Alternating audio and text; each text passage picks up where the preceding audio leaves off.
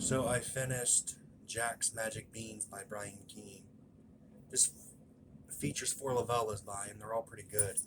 This also has the short story in here, the exit and the entrance. It talks about the the protagonist in Brian Keene's book, The Complex. This is before The Complex happens. And I have a review about The Complex. It's pretty much an entire city goes bloody crazy.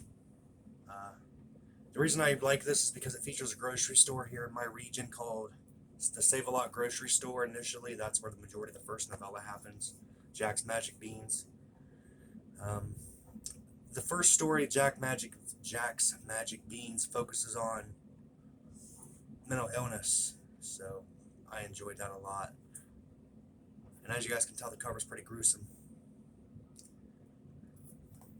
What do I have to say about the first story? Was interesting because everybody loses their minds in a grocery store.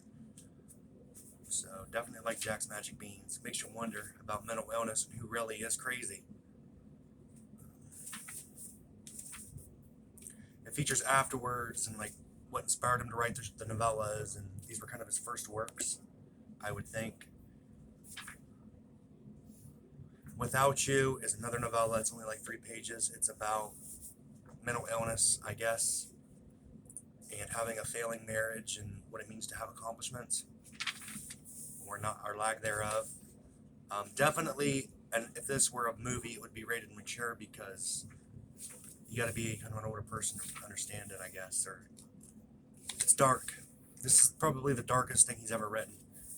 And then you have I Am Exit, which features the character the Exit, which is a serial killer that somehow becomes a protagonist in the complex. He goes around shutting doors to keep paranormal stuff from leaking into our world. So there's kind of a Lovecraftian branch in this, and love Keene. I was going to say Love Keene, Brian Keene's works. You got Lovecraft on the brain. And you have This Is Not an Exit, which is the sequel.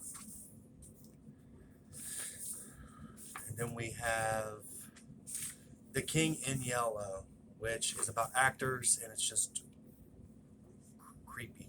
So this book, these novellas, generally relationships, what it means to be in a relationship, and mental illnesses, and how people you would assume would be horrible people by what you've heard and everything end up actually being the good guy. Go figure. I think only Keene could probably make a serial killer into a protagonist. So check it out if you guys like horror. It's very graphic and very violent.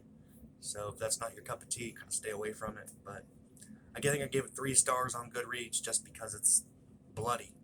Like really, really bloody. Alright, I will see you guys in my next video.